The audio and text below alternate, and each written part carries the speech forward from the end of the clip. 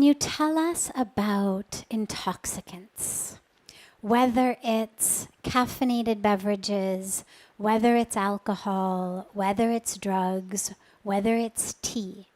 Is there anything wrong with taking any of these stimulants? Are they all part of the same, or is there a distinction between them if we're on a spiritual path?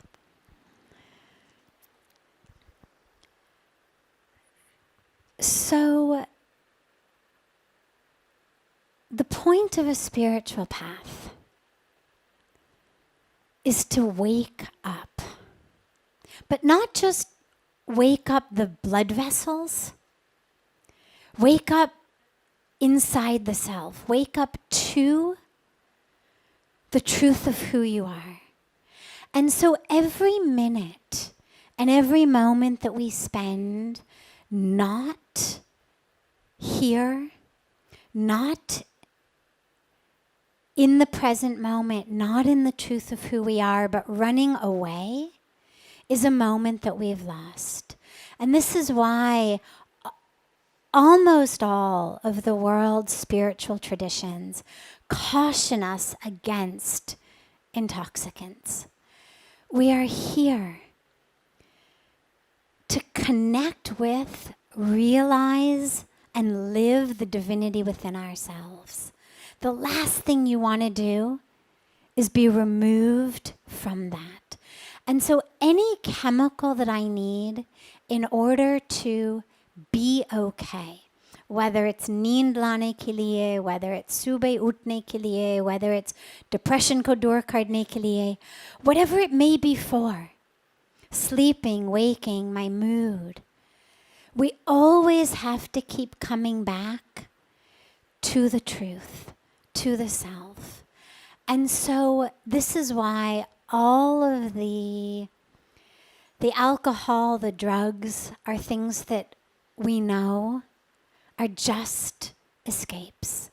And every minute that we spend not connected with the truth, but needing to numb ourselves, needing to use something to make my life manageable, because that's what it becomes. It becomes, without this, I can't sleep. Without this, I can't relax. Without that, I can't feel happy.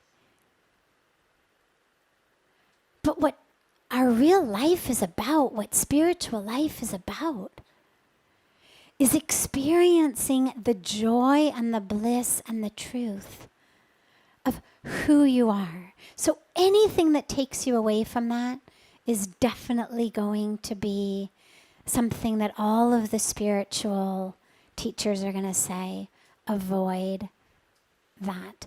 If you can't sleep, ask yourself, what is that stress?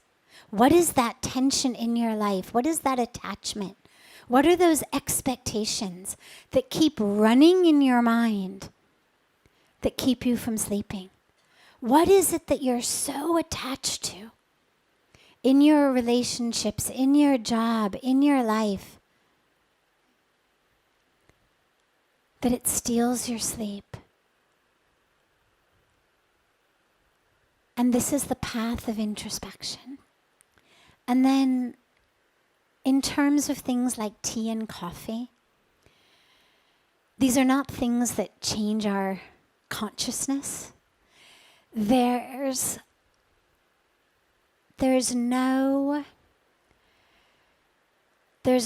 deep spiritual reason or even medical reason on a scientific level or a spiritual level that I would say don't drink tea or coffee. However, on a spiritual path, one of the things we talk about very, very frequently in here is the awareness that you are not a slave to the body, that you're not a slave to the senses. Whether we fast, whether we abstain, whether we stay awake temporarily, it's to teach us, I'm not a slave. Yes, my stomach is grumbling. Yes, my throat is saying this. Yes, the body wants sleep. But nonetheless, I'm on a fast, or I'm staying awake all night meditating, or I'm abstaining, to teach us how to live with discipline, to teach us how to be not the slave of the body, but the master of the body. So the body becomes a tool, not the one calling the shots. And so what I would say is, if you find yourself horribly addicted to it, it might be a really, really good thing to do, just to take a break from it for a while. Not because it's bad for you, again, either spiritually or scientifically, but simply because there shouldn't be anything in your mind that you feel like, without this artificial substance, I cannot function. Simply to teach yourself, body is clamoring for a cup of tea or coffee, but I'm not drinking it. And I'm still here. And the sky hasn't fallen. And I haven't collapsed. And I haven't died. And I haven't been unable to function. I've got a headache. All right, it'll go away. I mean, really, like that's the worst that happens. You're a little groggy, you've got a bit of a headache. But we become such slaves to it. And so a lot of that practice is not because the item is actually bad, but simply because thinking that we need it is an obstacle on our path. Feeling like I cannot be awake, I cannot be peaceful, I cannot be happy until and unless I smoke that or drink this or inhale that or inject this. It keeps us all stuck, regardless of what the chemical may be, regardless of whether it's something as harmless as tea or harmful as heroin. Either way, the message it gives to us is you are stuck. And simply in the name of freedom, if you feel that you're stuck with anything, it's always a great practice to just give it up for a while. Even if you're going to go back to it. I mean, not the heroin, of course, but the tea. You may go back to drinking tea, fine. If it doesn't upset your stomach, no problem. But at least do it with the freedom of choice. Because that's the highest aspect of the spiritual path, is freedom.